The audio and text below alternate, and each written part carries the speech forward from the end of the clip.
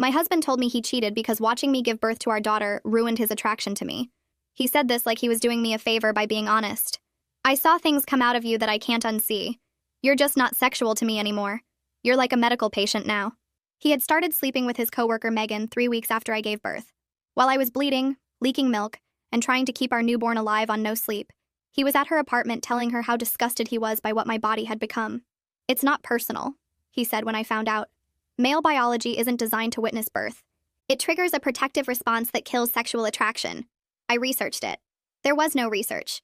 He made that up to sound scientific about being a terrible person. Blake didn't even try to hide the affair after I found out. He'd text Megan in front of me. Leave for her place while I was nursing. Come home talking about how refreshing it was to be with someone whose body was still tight and clean. You should be grateful I'm being transparent instead of sneaking around, he'd say. Most men would just leave. I'm trying to make this work despite my biological repulsion. He moved me into the guest room because he couldn't sleep next to someone who reminded him of medical procedures. He'd describe in detail what he saw during delivery and how it haunted him. The stretching, the fluids, the smell. I'm scarred, honestly. But he expected me to cook his meals, wash his clothes, and handle all the baby care because those were my duties as a mother. He started bringing Megan around our friends, introducing her as his emotional support during this difficult time. Blake's been through trauma, she'd say, rubbing his shoulder. Watching birth can give men PTSD. He needs understanding, not judgment. Our friends didn't know what to say. Blake had turned himself into the victim. He'd tell anyone who'd listen about his suffering, how he'd supported me through pregnancy, only to be visually assaulted by the delivery. He was trying to rebuild his ability to feel attraction, but my postpartum body was making it impossible. She doesn't even try to look nice anymore, he'd complain. I was 3 months postpartum, running on 2 hours of sleep, covered in spit up, and he wondered why I wasn't wearing lingerie. He gave me a gym membership for Mother's Day, a pack of diet pills for our anniversary, a book about winning your husband back after a baby for my birthday. Each gift came with a speech about how he was investing in our future by helping me become attractive again. I'm fighting for us, he'd say. You need to fight too. The breaking point wasn't the cheating or the cruel comments. It was when I overheard him on a work call. Blake was a medical equipment salesman who regularly sat in on surgeries to demonstrate products. He was laughing with colleagues about watching a cardiac procedure that morning. You should have seen the blood. The chest cracked open like a lobster. He wasn't traumatized by medical procedures. He was only disgusted by mine. That's when I started planning. I knew Blake's company was about to launch a new surgical device, and he was in line for the lead presenter position. It would mean a huge promotion and bonus. He'd been preparing for months. The presentation was in front of 200 potential buyers, plus all the company executives. Blake had to demonstrate the device during an actual surgery that would be broadcast on screens to the audience. The surgery they'd chosen? A cesarean section. Blake tried to get out of it when he found out, but his boss said it was perfect for showing the device's precision with delicate procedures. If he refused, he'd lose the promotion to his competitor Ramon, who was eager to step in. Blake spent the week before the presentation practicing his speech about the beauty of bringing life into the world, the miracle of birth, and the precision required in obstetric surgery. I sat there listening to him rehearse lines about respecting the female body and the sacred process of delivery. The morning of the presentation, Blake was nervous but confident. He didn't know I'd called his boss's wife, Jenny, who'd also had a traumatic birth experience. I told her everything Blake had said about my delivery, about how disgusted he was, about cheating because of what he saw. Jenny was horrified. She'd been in the audience for previous presentations and knew they sometimes asked personal questions. She had an idea. During the Q&A after Blake's flawless demonstration, Jenny stood up. Mr. Blake, you spoke beautifully about respecting the birth process. Can you share any personal experience with childbirth that informs your perspective? Blake froze. 200 people were staring at him. His face goes white. Every single person in that auditorium turns to look at him, waiting for his answer about his personal experience with childbirth. I'm watching the live stream from home with our daughter on my lap, and I can see the exact moment he realizes he's trapped. His mouth opens, but nothing comes out. The surgical lights make the sweat on his forehead shine like he just ran a marathon. 200 potential buyers sit in silence. The executives lean forward in their chairs. Blake's hands grip the podium so hard his knuckles turn pale. He finally stammers something about respecting patient privacy. His voice cracks on the word privacy. Jenny doesn't let him off that easily. She stands up fully, straightening her jacket, and says her husband works for the company too. She's curious how Blake reconciles his beautiful speech about the miracle of birth with his actual feelings about the process. The way she says actual makes several people in the front row exchange glances. Blake's face somehow gets even whiter. He tries to laugh it off, but the sound comes out strangled. Blake's boss leans forward in the front row. His expression shifts from polite interest to intense focus. Ramon is sitting 3 seats away with a slight smile on his face. He crosses his arms and settles back in his chair like he's about to watch his favorite show. The 200 potential buyers are completely silent. Nobody coughs. Nobody shifts in their seats. The only sound in that massive auditorium is the hum of the video equipment. Blake looks at his boss, then at Ramon, then back at Jenny. He's searching for an exit that doesn't exist. Blake tries to deflect by talking about professional boundaries. His voice is shaking now. Sweat is visible on his forehead even through the live stream. The camera operator zooms in slightly, probably thinking this is interesting drama. Jenny asks if he has children. Blake has to admit yes, a 4-month-old daughter. The words come out quiet. Several audience members lean forward to hear better. Jenny nods slowly, like she's a lawyer who just got the answer she wanted. She asks how old the baby is again, making him repeat it. 4 months. The number hangs in the air. She asks if he was present for the birth. Blake nods. He doesn't trust his voice anymore. Jenny delivers the killing blow by asking how that experience shaped his respect for the female body and the birth process. She says he spoke so movingly about it in his presentation. She wants to know what personal insights informed those beautiful words. Blake's mouth opens and closes. Opens and closes. He looks exactly like a fish drowning in air. The silence stretches so long it becomes painful to watch. Someone in the back row coughs. Blake flinches at the sound. He can't say what he really thinks without destroying himself. But he also can't fake enthusiasm convincingly after being put on the spot like this. His brain is clearly scrambling for something, anything to say. He finally mumbles something generic about it being educational. The word educational lands like a dead fish on the floor. It's the worst possible answer. Too clinical, too distant, too obviously fake after his passionate presentation speech. He tries to move to the next question, gesturing at someone in the back row. But the damage is already spreading through that audience like blood and water. His boss's expression has shifted from interested to concerned. The man's eyebrows pull together. He glances at his wife Jenny, then back at Blake. Several audience members are whispering to each other behind their hands. A woman in the third row leans over to her colleague and says something that makes him shake his head. Ramon is openly smirking now. He's not even trying to hide it. Blake's carefully constructed professional image just developed visible cracks. The presentation was flawless. The demonstration was perfect. But this moment, this single moment of truth, is unraveling everything. I can see it happening in real time through the screen. Blake sees it too. His eyes are wide with panic. The presentation ends awkwardly. Blake rushes through the last few slides without his earlier confidence. His voice stays shaky. He forgets to thank the surgical team. He stumbles over the company name. When he finishes, the applause is polite but scattered. Nothing like the enthusiastic response Ramon got at the last presentation. Blake practically runs off stage. The camera follows him for a moment before cutting to the company logo. I watch the live stream end and sit there with our daughter sleeping against my chest. My heart is pounding, but my hands are steady. Jenny catches my call 20 minutes later. She sounds satisfied in a grim way. Her voice has an edge of justice to it. She says his boss pulled him aside immediately after. The whispers in the audience were brutal. She overheard 2 potential buyers talking about how uncomfortable that exchange was. One of them said Blake seemed like he was hiding something. Another said the disconnect between his presentation words and his actual response was concerning. Jenny says Ramon swooped in during the networking session and smoothly answered questions Blake should have handled. He made Blake look even worse by comparison. The boss kept glancing at Blake with this disappointed expression. Jenny says she's never seen someone's professional reputation crack that fast. Blake comes home 3 hours later looking destroyed. His tie is loose around his neck. His jacket is wrinkled. His eyes are red like he's been rubbing them. He doesn't know I orchestrated anything, so he rants about some crazy woman who ambushed him with personal questions. He paces around the living room, gesturing wildly with his hands.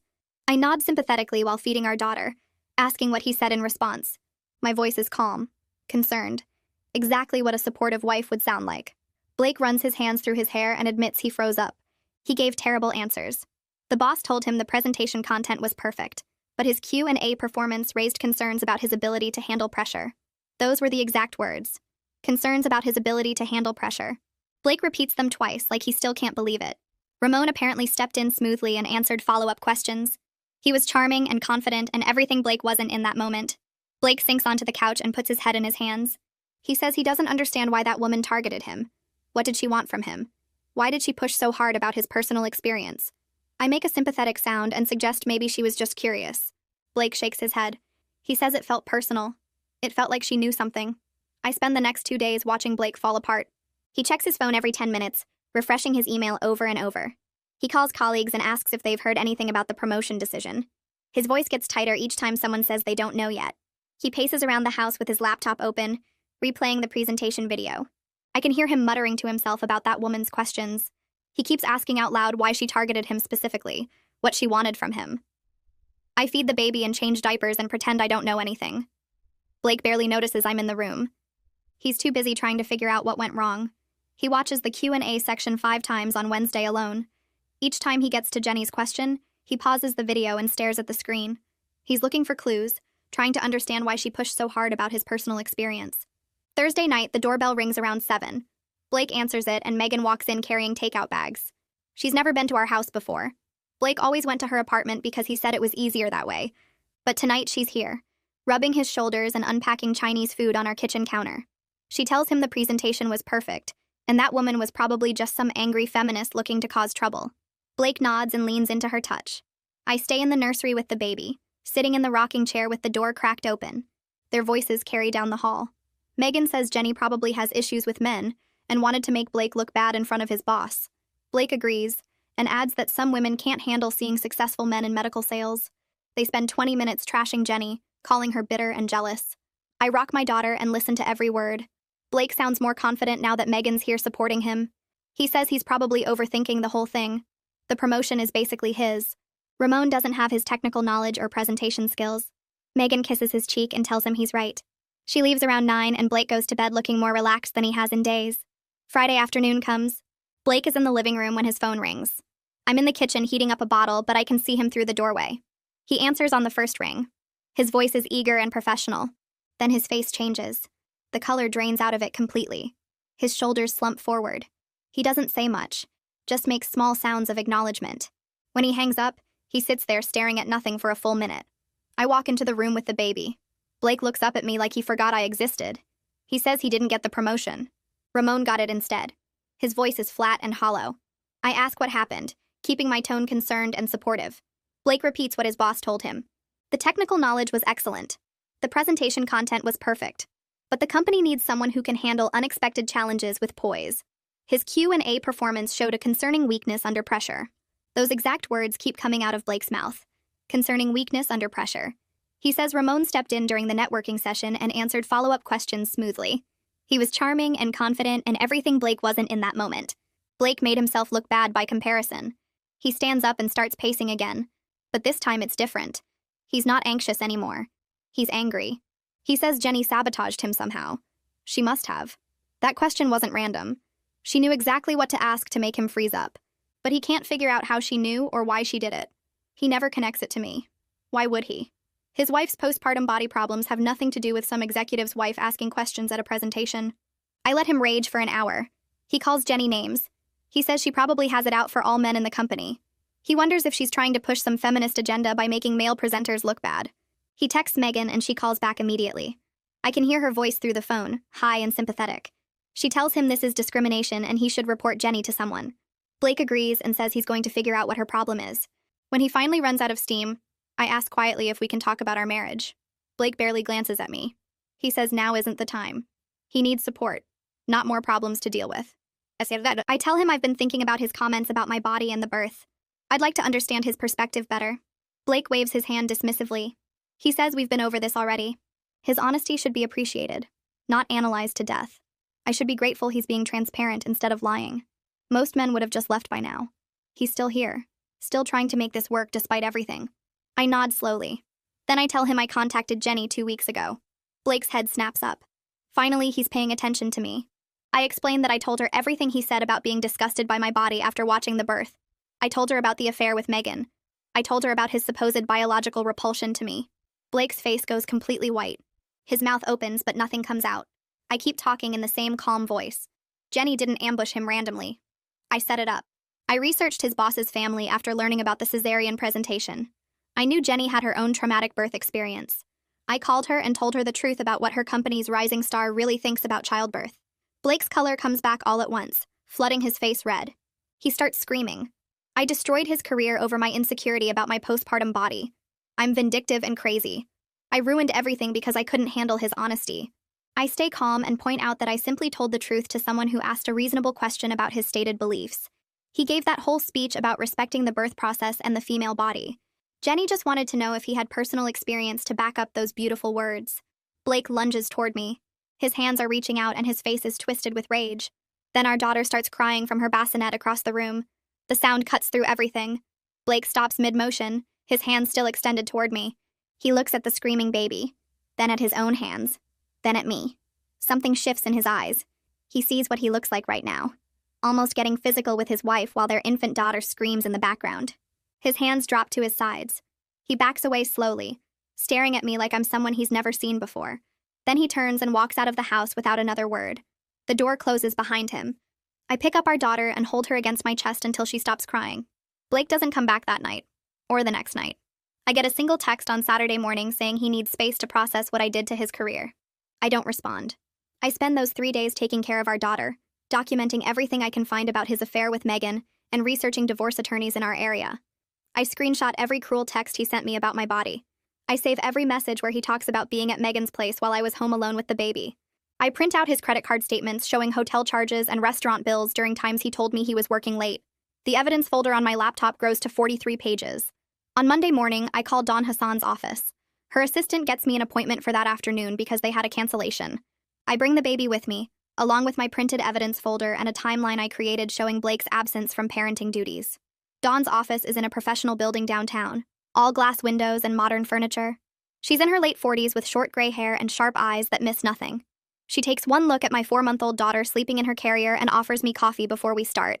I walk Dawn through everything. The affair starting 3 weeks postpartum. Blake's comments about my body disgusting him moving me to the guest room, his gifts of gym memberships and diet pills, the way he brought Megan around our friends while claiming to be traumatized by watching childbirth. Dawn takes notes on her laptop, her expression getting harder with each new detail. When I show her the texts between Blake and Megan where they discuss how gross my postpartum body is, Dawn actually swears under her breath. She asks if I have more documentation, and I hand her the 43-page folder. She flips through it slowly, stopping on certain pages to read more carefully. Dawn looks up from the folder and tells me I have an incredibly strong case. Blake admitted to the affair in writing. He abandoned his parenting duties completely, which I documented with the timeline showing he hasn't done a single night feeding or diaper change in 4 months. The emotional abuse is clear from his texts and the witness statements I got from 2 friends who heard him talk about being disgusted by my body. She says we have significant leverage for custody, child support, and asset division. Then she tells me I should file immediately, while Blake is still off balance from losing his promotion, and before he has time to hide assets or create a counter-narrative. I ask how quickly we can move, and she says she can have papers ready by end of business today if I want to proceed. I sign the retainer agreement right there in her office. Dawn makes calls to get the divorce petition prepared while I'm still sitting across from her desk. She asks detailed questions about our finances, our home, Blake's income from his sales job. I answer everything from memory because I've been managing our household finances since the baby was born. Blake just deposits his paycheck and assumes I handle the rest. Dawn's assistant brings in papers for me to review and sign. The petition lists adultery, abandonment, and cruel treatment as grounds. It requests primary physical custody, with Blake getting supervised visitation until he demonstrates actual parenting ability. It asks for child support calculated on his full salary. It demands a favorable asset split due to his fault in the marriage breakdown. I file for divorce on Monday afternoon. The clerk stamps the papers and gives me a case number. Dawn says the process server will deliver Blake's copies on Tuesday morning. She recommends I prepare for him to react badly when he gets served. I go home and move all of Blake's important documents to my lawyer's office for safekeeping. I change the locks on the house because technically it's my separate property from before the marriage. I set up the guest room as my permanent bedroom and move all of Blake's clothes into garbage bags in the garage. Then I wait. Tuesday morning at 9:30, my phone starts ringing. Blake calls me 3 times in a row. I don't answer. He leaves a voicemail that's just him yelling about how I'm a vindictive witch who's trying to ruin his life. He calls again 10 minutes later. This voicemail is him saying I'm overreacting to his honesty, and the calls keep coming. By 11 o'clock, he's called me 15 times. The voicemails get progressively more unhinged. He says I'm destroying both their lives over his honesty and my sensitivity about my body. He claims Megan is crying because I'm trying to punish her for supporting him through his trauma. He threatens to fight me for full custody because I'm clearly unstable. He says his parents will testify that I'm an unfit mother. The last voicemail is just him breathing heavily into the phone before hanging up. Dawn calls me Tuesday afternoon to say Blake's lawyer contacted her office. She's sending them a letter that outlines all our evidence. The text between Blake and Megan discussing his disgust with my postpartum body. The credit card statements proving the affair. The timeline showing his complete absence from parenting. The witness statements from friends who heard his cruel comments. We're asking for primary custody based on his abandonment. We're asking for child support based on his income. We're asking for a favorable asset division because he committed adultery and emotional abuse. Dawn says Blake's lawyer sounded surprised by how much evidence we have. She thinks they expected me to file on generic irreconcilable differences without proof of fault. Blake's mother calls me on Wednesday. She starts the conversation by saying boys will be boys, and all men struggle with fidelity sometimes. I should be more understanding of Blake's needs, and less focused on punishing him. She says I'm being too harsh by filing for divorce instead of trying to work things out. Blake made a mistake, but he's still a good father and provider. His father gets on the line and suggests marriage counseling. He knows a good Christian counselor who helps couples get past infidelity. They can have Blake back home by the weekend if I just drop the divorce and agree to work on the marriage. I take a breath and tell them their son cheated on me 3 weeks after I gave birth to his child. While I was bleeding and trying to keep their granddaughter alive on no sleep, Blake was at his girlfriend's apartment talking about how disgusting my body looked. He told me watching childbirth ruined his attraction to me, and he couldn't stand to sleep in the same room with me. He hasn't changed a single diaper or done a single night feeding in 4 months. He gave me diet pills for our anniversary and a book about winning your husband back for my birthday. He brought his girlfriend around our friends while claiming he was traumatized by witnessing medical procedures, even though he watches surgeries for his job without any problem. The phone line goes completely silent. Then Blake's father says they'll call back later and hangs up. They don't call back. Jenny texts me Thursday with an update from Blake's workplace. The gossip is spreading fast about why his wife filed for divorce right after he lost that big promotion. People are asking questions and connecting dots. Someone heard about the awkward Q&A moment with Jenny's question about his personal experience with childbirth. Someone else heard Blake's been staying at Megan's apartment since his wife kicked him out. The sales team is putting together that Blake cheated on his postpartum wife, got called out publicly for his hypocrisy about respecting birth, lost his promotion, and now his wife is divorcing him. Jenny says Blake's professional reputation is tanking because the Whisper Network is doing exactly what Whisper Networks do. They're sharing information and drawing conclusions Blake definitely doesn't want them drawing. Jenny calls me Friday afternoon sounding almost gleeful. She ran into Megan in the building cafeteria and Megan looked miserable. Jenny didn't say anything to her directly, but she overheard Megan talking to another coworker. Apparently Megan thought she was getting a successful medical sales executive with a bright future and a big promotion coming. Instead, she got a guy who lost his promotion, is going through a messy divorce, and has significant child support obligations about to hit. Blake's been staying at her apartment for almost a week, and Megan is realizing what she actually signed up for. Jenny says Megan has been noticeably cold to Blake at work lately. She's not doing the supportive girlfriend routine anymore. She barely looks at him in meetings. The other coworker asked Megan if everything was okay with her, and Blake and Megan just said it's complicated and changed the subject. Saturday morning, Blake shows up at my house with flowers and apologies. I watch him through the window as he walks up to the front door. He's holding a big bouquet of roses and he looks tired. I consider not answering, but I want to hear what he has to say. I open the door but don't let him inside. Blake starts talking immediately about how stressed he's been and how he said things he didn't mean. The presentation failure messed with his head, and he took it out on me unfairly. He wants to work on our marriage and be a real father to our daughter. He misses his family, and he knows he made mistakes, but he's ready to fix everything now. He holds out the flowers like they're some kind of peace offering that erases 4 months of cruelty and abandonment. I take the flowers and set them on the entry table without looking at them. Then I tell Blake he can come in and see the baby. He follows me into the living room where our daughter is on her playmat. Blake sits on the floor next to her and picks her up carefully. She doesn't cry, which surprises me. He holds her against his chest and talks to her softly. I pull out my phone and start recording video. Blake doesn't notice because he's focused on the baby. I let him hold her for a few minutes, capturing him actually interacting with his daughter for the first time in weeks. Then I ask him directly if he's still attracted to me, or if watching the birth permanently changed that like he said before. Blake looks up at me and his mouth opens, but nothing comes out right away. He's clearly trying to figure out what answer I want to hear. The pause stretches too long. 5 seconds. 10 seconds. 15 seconds.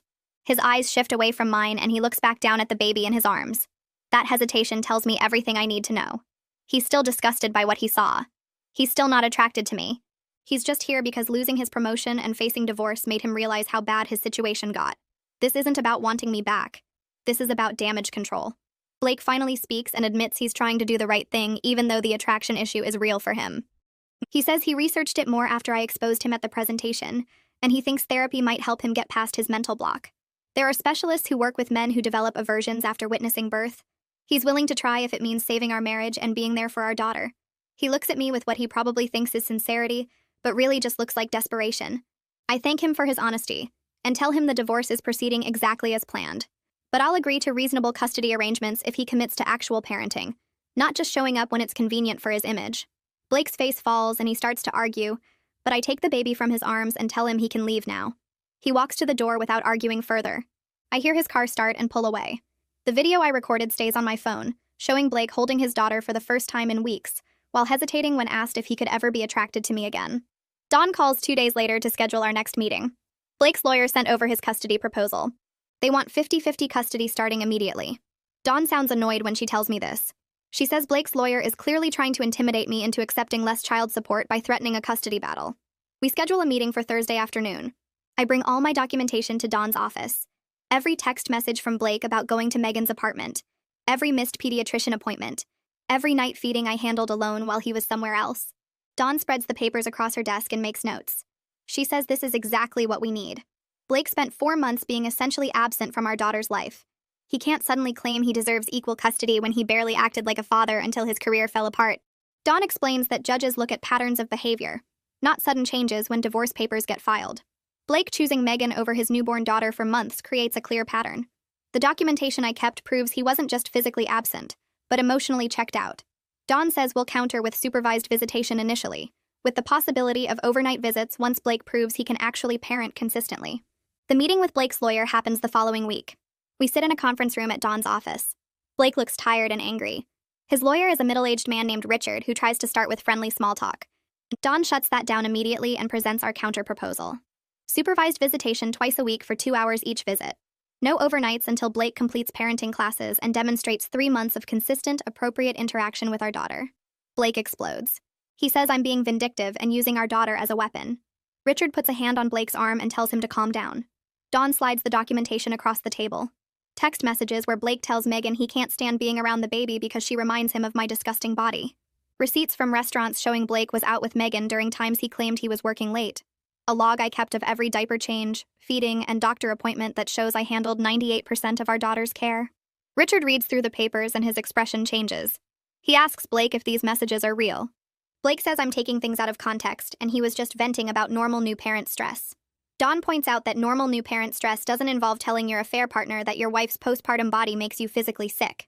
Richard looks at Blake for a long moment and then suggests they take a break to confer privately. They leave the room. Dawn and I sit quietly. She checks her phone and answers a few emails. 20 minutes later, Richard comes back without Blake.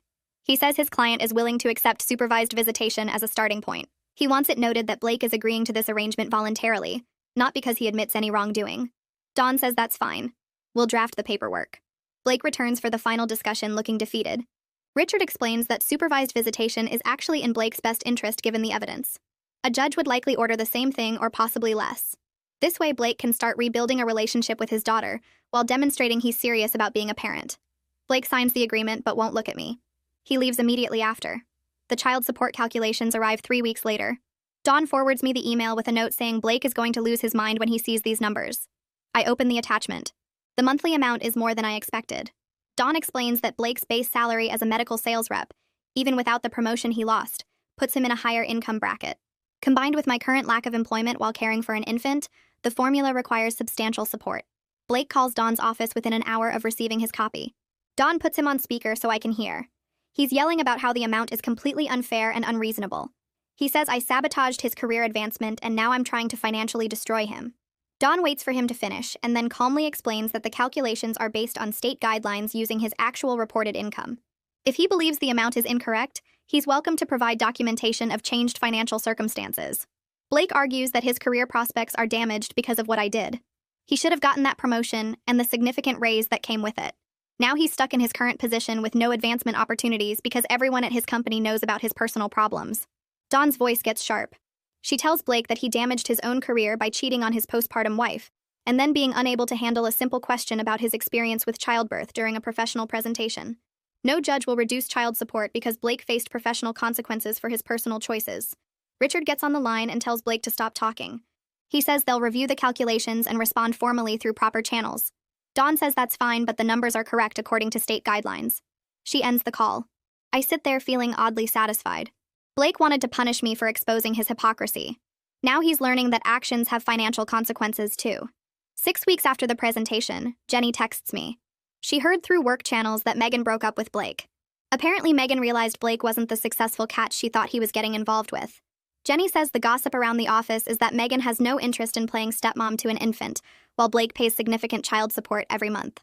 Blake is back to living alone in the apartment he rented after I filed for divorce. I feel a strange mix of satisfaction and emptiness when I read Jenny's message. Megan enabled Blake's cruelty toward me. She sat in my house and talked about his trauma while knowing he was cheating. Part of me is glad she's learning what kind of person Blake really is. But another part of me realizes that Blake losing Megan doesn't give me back the 4 months of my daughter's life that he missed. It doesn't erase the cruel things he said about my body. It just means he's alone now, dealing with consequences. Blake shows up for his first supervised visitation on a Saturday morning. The supervisor is a woman named Linda who works for the Family Services Agency. She's in her 50s with kind eyes and a no-nonsense attitude. Blake arrives looking exhausted and defeated. He's lost weight and his clothes don't fit right. Linda explains the rules. Blake can hold the baby, feed her, play with her. Linda will observe and take notes. If Blake needs help with any care tasks, Linda will provide instruction. I hand our daughter to Blake. He takes her carefully, like she might break. She doesn't cry, which surprises both of us. Blake sits on the couch with her in his arms and just looks at her face. He tells her he's sorry for missing so much time. Linda watches quietly. I leave them there and go wait in my car. 2 hours later, Linda calls to say the visit is over. I come back inside. Linda pulls me aside while Blake is putting his jacket on. She says he was awkward at first, but he did try. He needed instruction on how to support the baby's head properly and how to burp her after the bottle. But he listened to the instructions and followed them. Linda says Blake asked good questions about the baby's routine and seemed genuinely interested in learning. She'll include in her report that Blake needs more education on basic infant care, but appears willing to put in the effort. Blake leaves without talking to me. Linda schedules the next visit for Wednesday evening. I take my daughter home and feed her lunch. She babbles happily, unaware that her father is finally trying to be present in her life. I start therapy with Savannah the following week. Her office is in a small building near downtown. She's younger than I expected, maybe late 30s, with dark hair and an easy smile. I sit on her couch and don't know where to start. Savannah asks me what brought me to therapy. I tell her everything. Blake's affair, his cruel comments about my body, the revenge I planned, the satisfaction of watching him fail publicly, the divorce and custody battle. Savannah listens without interrupting. When I finish, she's quiet for a moment. Then she tells me that my anger was completely justified. Blake betrayed me during one of the most difficult times in my life. He was cruel when I needed support. Anyone would be angry. But she also says I need to work through the betrayal and rebuild my sense of self beyond being Blake's wronged wife. The revenge felt good in the moment, but it can't be my whole identity going forward. I ask her what she means. Savannah explains that I've spent months focused on Blake, planning his downfall, documenting his failures as a father, fighting for custody and child support. All of that was necessary, but now I need to figure out who I am as a single mother and as an individual person. What do I want for myself beyond making sure Blake faces consequences? What kind of life do I want to build for me and my daughter? I don't have good answers. Savannah says that's okay. That's what therapy is for. We'll work on it together. She gives me some exercises to do at home. Writing about what I enjoyed before I met Blake. Thinking about what makes me feel strong and capable beyond the revenge I executed. We schedule another appointment for next week. Jenny and I start meeting for coffee regularly. She shares her own story over lattes at a cafe near her house. Her birth experience was traumatic too. Emergency cesarean after 30 hours of labor. Complications that left her in the hospital for a week. But her husband stayed with her the whole time. He learned to change diapers and give bottles. He told her she was beautiful even when she was exhausted and in pain. Jenny tears up a little when she talks about it. She says having a friend who understands both the betrayal and the medical sales world helps her process what happened to me. I tell Jenny about Blake's supervised visits and how he's actually trying now. She says people sometimes grow up when they face real consequences. Maybe Blake is finally understanding what he lost. Or maybe he's just trying to look good for the custody evaluation. Either way, our daughter deserves a father who shows up. Jenny agrees. She says her kids are teenagers now and she still remembers how hard those early months were. Having support makes all the difference. We talk about other things too. Jenny's book club. My plans to maybe go back to the school. The upcoming holidays and how to navigate them as newly single parents. By the time we finish our coffee, I feel less alone than I have in months. Jenny hugs me before we leave and tells me to text her anytime. Blake's supervised visits continue twice a week. Linda reports that he's improving steadily. He's learning to change diapers without making a mess. He can prepare bottles at the right temperature. He's getting better at soothing our daughter when she cries. Linda says Blake enrolled in parenting classes at the community center and he's taking them seriously. He brings questions from the classes to the visits and practices the techniques Linda teaches him. I watch this progress with mixed feelings. Part of me is glad Blake is finally stepping up as a father. Our daughter needs him to be present and capable. But another part of me is still angry that it took losing everything for him to care. He missed 4 months of her life because he was too disgusted by my body to be around his own child. Now that Megan is gone and his career is damaged, suddenly he wants to be dad of the year. I don't like admitting this, but Savannah is right. I've been so focused on making Blake pay that I haven't thought about what comes after. The satisfaction of watching him squirm doesn't fill the empty spaces in my life. I need to figure out who I am now, separate from being the wronged wife who executed the perfect revenge. Dawn calls me 2 weeks later with news about the settlement negotiations. Blake's lawyer finally came back with a counteroffer. They're willing to agree to a 60-40 asset split in my favor if I drop the request for full custody. Blake wants a clear path to overnight visits once he completes the parenting classes and demonstrates basic competency. Dawn says it's actually a reasonable offer given the evidence we have. Blake is acknowledging his affair and his abandonment. He's admitting he messed up instead of trying to paint himself as the victim. We go back and forth on the custody schedule. Dawn negotiates for supervised visits to continue until Blake completes 3 months of successful parenting without major incidents. Then he can start with 1 overnight per week. If that goes well for another 3 months, we'll revisit increasing his time. Blake agrees to everything through his lawyer. No pushback, no arguments. Dawn says he must really want to avoid a trial where all his disgusting comments about my body would become public record. I sign the paperwork feeling relieved but also strangely empty. This should feel like a victory.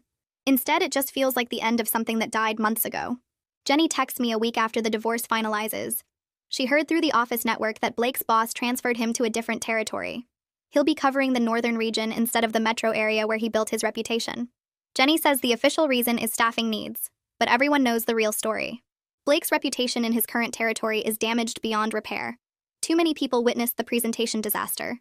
Too many heard the whispers about why his wife filed for divorce right after.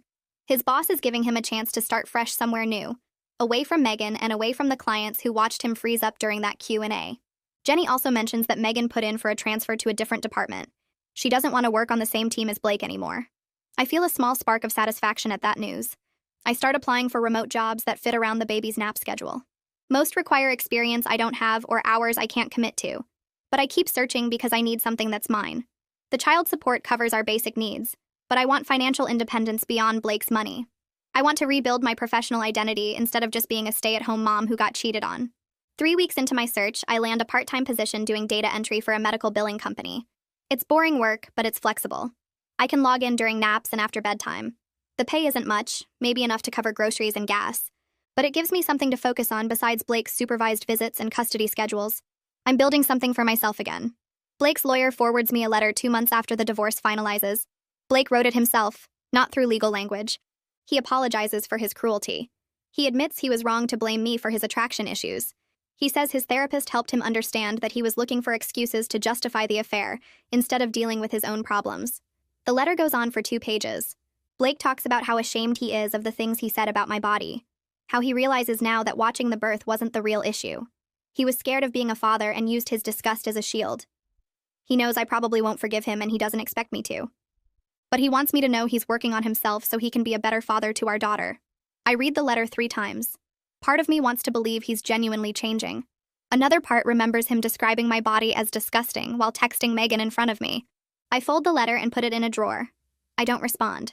The supervised visit supervisor sends her final report to both lawyers. She recommends moving Blake to unsupervised visitation. He completed all the parenting classes. He can change diapers, prepare bottles, and soothe the baby when she cries. He shows up on time and stays engaged during the full 2 hours. He asks appropriate questions about her development and follows the supervisor's guidance. Dawn forwards me the report and asks what I want to do. I stare at my daughter playing with her blocks on the living room floor. She deserves a relationship with her father. Blake is trying now, even if it took losing everything to make him care. I tell Dawn to approve the move to unsupervised visits. Our daughter needs her dad, even if Blake and I will never be okay. Jenny invites me to her book club meeting on a Thursday night. I almost say no because leaving the baby with a sitter still makes me nervous. But Jenny insists, saying I need adult conversation that isn't about custody schedules or divorce settlements. The book club meets at a cafe near Jenny's house. 6 women ranging from their 30s to their 50s sit around a table with wine and appetizers. They're supposed to be discussing some mystery novel, but within 10 minutes they're asking me about Blake. Jenny already told them the basic story. They want details about the presentation and the divorce. I find myself laughing while I describe Blake's face when Jenny asks that question in front of 200 people. The women cheer and raise their glasses. 3 of them are divorced. 2 never married. 1 is happily married to her second husband after leaving a guy who sounds remarkably like Blake. They celebrate my strategic takedown while also telling me it's time to focus on moving forward. They invite me to join the club permanently. I say yes. Blake picks up our daughter for his first overnight visit on a Saturday morning. I packed her diaper bag 3 times, checking and rechecking that he has everything. Formula, diapers, wipes, her favorite stuffed animal, the sleep sack she needs for bedtime. Blake takes the bag and promises to text me updates. I watch him buckle her into the car seat and drive away. The house feels too quiet. I walk through the rooms not sure what to do with myself. Then I remember I have a whole night and morning to myself. No feedings, no diaper changes, no baby monitor. I sign up for a painting class at the community center that starts next week. I find a postpartum fitness group that meets Tuesday mornings. I take a long shower without rushing. I order takeout and watch a movie that isn't a kid's show. By the time Blake brings her back Sunday afternoon, I feel more like myself than I have in months.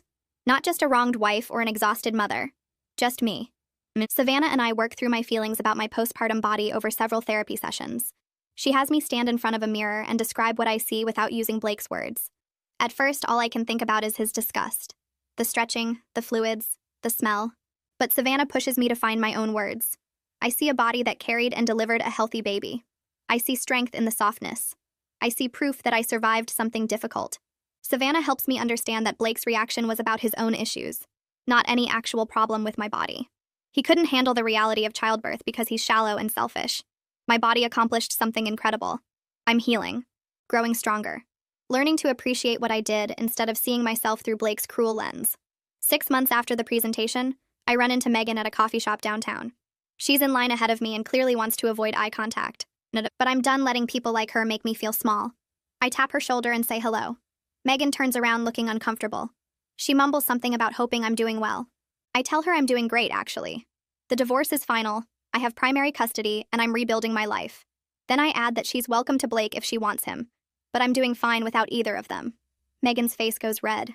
She admits she was wrong to participate in Blake's cruelty. She says she's ashamed of how she behaved during the affair. She thought she was special, that Blake genuinely cared about her. But he started making similar comments about her body a few months ago. Little remarks about her weight or her skin or how she looked in certain clothes. She realizes now that Blake's problem is Blake, not the women in his life. He'll always find something wrong because the issue is inside him. I don't forgive her, but I do feel satisfied knowing she learned the truth about Blake firsthand. I wish her luck and leave with my coffee. Walking back to my car, I feel lighter than I have in months. Blake picks up our daughter Saturday morning. I've triple-checked the diaper bag and packed extra clothes because I'm still nervous about leaving her overnight. He buckles her into the car seat while I watch from the porch. She waves at me with her tiny hand, and I feel my chest tighten. Blake asks if she's been sleeping through the night yet. I tell him she wakes up once around 3 but goes back down pretty fast. He nods and mentions he bought the same brand of formula I use so the transition will be easier. I give him the list of foods she's been trying lately. Mashed sweet potatoes, applesauce, those little puffs that dissolve. He takes the paper and promises to text me updates throughout the day. The conversation feels strange because it's normal. We're talking about sleep schedules and feeding times instead of screaming at each other. It's not friendly, but it's working. He drives away, and the house goes quiet in a way that feels both lonely and peaceful. I walk through the rooms not knowing what to do with myself at first. Then I remember I have a whole night to myself. I sign up for that painting class at the community center I've been eyeing. I find a postpartum fitness group that meets Tuesday mornings. I take a shower that lasts 30 minutes without rushing to check on the baby. I order Chinese food and watch a movie that isn't a cartoon. When Blake brings her back Sunday afternoon, I feel more like myself than I have since she was born. Not just a mom or a betrayed wife, just me. Dawn calls me on a Wednesday afternoon while I'm folding laundry. She says the final paperwork is ready for signatures. I drive to her office the next morning with the baby in her carrier. Dawn walks me through each page explaining what everything means. The divorce is officially complete. I'm legally single. The settlement gives me 60% of our shared assets plus child support that will cover daycare and basic expenses. I have primary custody with Blake getting scheduled visits that increase as he proves himself as a parent. Dawn shakes my hand and tells me I handled this better than most people in my situation. I sit in my car for 10 minutes after leaving her office just breathing. The relief hits me so hard I start crying. Not sad tears, but the kind that come when something heavy finally lifts off your chest. I text Jenny that it's done. She responds immediately with champagne emojis and tells me we're celebrating this weekend. Jenny hosts at her house Saturday night. The book club women all show up with wine and fancy cheeses. They toast to my strategic brilliance and my resilience. Someone mentions how I played Blake like a chess game and everyone laughs. Another woman says I should write a revenge manual for betrayed wives. Jenny raises her glass and says, "Here's to building a better life without dead weight." We drink and eat, and I feel genuinely happy surrounded by these women who supported me through the worst months of my life. They ask about my plans now that the divorce is final. I tell them about the painting class and the fitness group, about finishing my degree online, about maybe dating eventually when I'm ready. They all nod and share their own stories of rebuilding after divorce or betrayal. By the end of the night, I realize I have real friends now. People who know the whole ugly story and still want me around. Blake's mother calls me on a Tuesday morning. Her voice sounds different from the last time we spoke. Smaller somehow. She apologizes for dismissing my pain when I first told them about the affair. She admits she was wrong to defend Blake's behavior and make excuses for him. She asks if she can have a relationship with her granddaughter. I tell her yes, but with clear boundaries. Visits will be at my house where I can supervise. She agrees immediately. She comes over that Saturday with toys and books. She holds the baby and cries a little. She tells me I'm a good mother and she's sorry she didn't say that before. Blake's father doesn't come, but she says he's working through his own shame about how they handled things. I don't forgive them completely, but I appreciate the effort.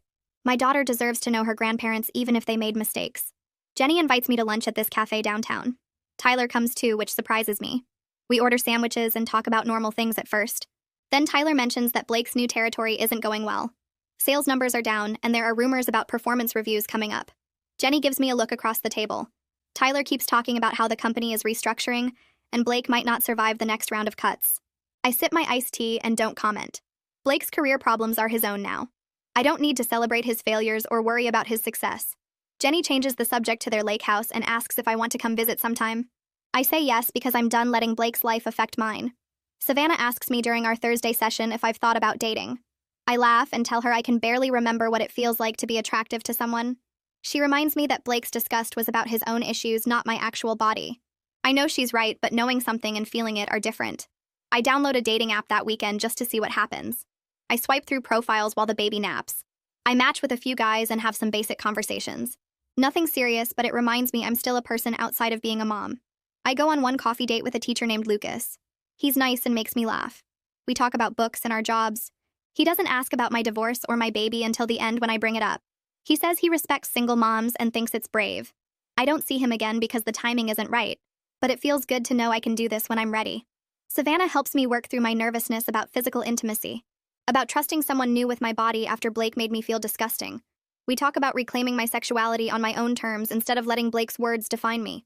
Blake calls me on a Sunday afternoon sounding excited. Our daughter took her first steps during his visit. He describes how she pulled herself up on the coffee table and took 3 wobbly steps toward him, before sitting down hard. He sounds genuinely happy telling me about it. Not resentful or obligated, but actually proud. I thank him for calling and tell him to take videos next time. After we hang up, I realize this is the first time he sounded like a real father instead of someone checking boxes on a custody agreement. Maybe he's actually growing up. Maybe becoming a part-time parent forced him to appreciate the moments instead of taking them for granted. I don't forgive him for what he did, but I can hope he becomes better for our daughter's sake. I enroll in online classes to finish my degree. I had paused everything when I got pregnant because Blake said we didn't need 2 incomes. Now I'm taking business courses at night after the baby goes to sleep. Between work and school and parenting, I'm busy all the time. But it's the good kind of busy where I'm building something instead of just surviving. I'm creating a life that's mine. Not defined by Blake's betrayal or my revenge or even being a mother. Just me working toward goals I set for myself. I study while drinking coffee at midnight. I submit assignments during nap times. I feel my brain waking up after months of baby fog and exhaustion. I'm remembering who I was before all of this and figuring out who I want to become. Jenny calls me on a Friday and invites me and the baby to their lake house for the weekend. She says her kids are excited to meet us and Tyler is grilling on Saturday. I pack bags for both of us and drive 2 hours north. The house sits right on the water with a dock and a small beach. Jenny's kids are 7 and 9 and they're gentle with my daughter. They show her rocks and leaves and let her grab their fingers. Tyler grills burgers and we eat on the deck watching the sunset. Jenny and I talk while the kids play in the shallow water. I feel genuinely happy for the first time since before I got pregnant. Not just okay or managing, but actually happy. I have real friends who care about me. I have a solid support system. I have a clear path forward that I'm building myself. My daughter splashes in the water and laughs. I take a picture to remember this moment. This feeling of moving past the worst thing that ever happened to me and finding something good on the other side. Blake calls me on a Tuesday evening while I'm making dinner. He sounds nervous. He asks if I have a minute to talk about the custody schedule. I put him on speaker and keep chopping vegetables while our daughter plays with blocks on the kitchen floor. He says he's been thinking about adding Wednesday overnights to the current arrangement. He's been doing well with the weekend visits, and he thinks our daughter would benefit from more time with him.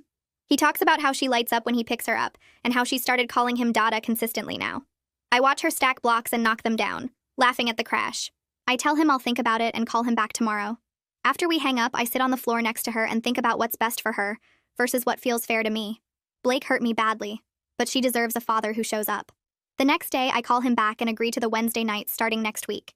He sounds genuinely happy and thanks me. I tell him this is about her, not about forgiving him.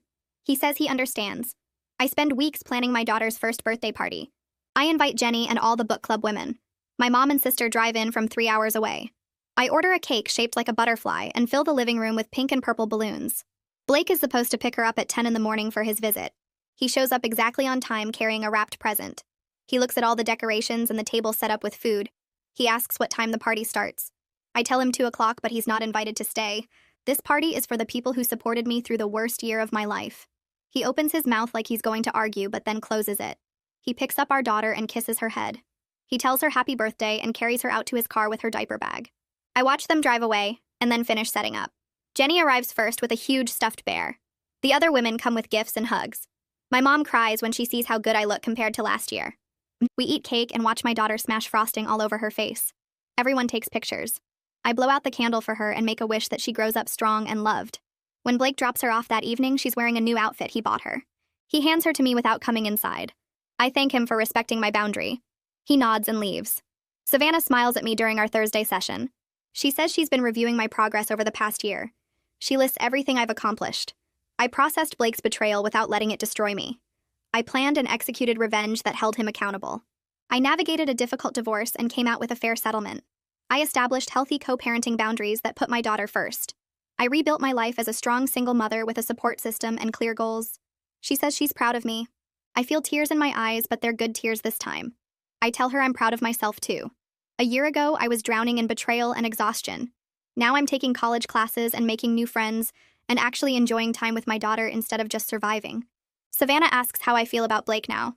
I think about it carefully. I tell her I don't forgive him and probably never will. What he did was cruel, and the timing made it worse. But I don't hate him anymore either. He's just my daughter's father now. Someone I have to deal with professionally for the next 17 years. She nods and says that's healthy. Anger was useful when I needed it for fuel. Now I'm past needing it. I sit on the living room floor watching my daughter play with her toys. She's gotten so big in just 1 year. She pulls herself up on the coffee table and takes wobbly steps along the edge. She babbles constantly in sounds that almost make sense. She has Blake's dark hair but my smile. I think about everything that happened this year. Blake's cruelty could have destroyed me. Finding out about the affair 3 weeks postpartum while I was bleeding and exhausted. Hearing him describe his disgust with my body. Being moved to the guest room like I was contaminated. Meeting Megan and hearing her defend his trauma. All of it should have broken me. Instead, I used it as fuel. I planned carefully and exposed his hypocrisy in front of everyone who mattered to his career. I filed for divorce and fought for what I deserved. I built a new life with real friends and actual support. I went back to the school and started dating again. My body brought life into this world. It survived betrayal and late nights and healing. It carried me through to the other side. I'm not the same person I was when I gave birth in that delivery room. I'm stronger now. Smarter. More independent. Blake tried to make me feel disgusting and worthless. He failed. I look at my daughter and smile. She's going to grow up watching her mother be strong. That's worth more than any revenge.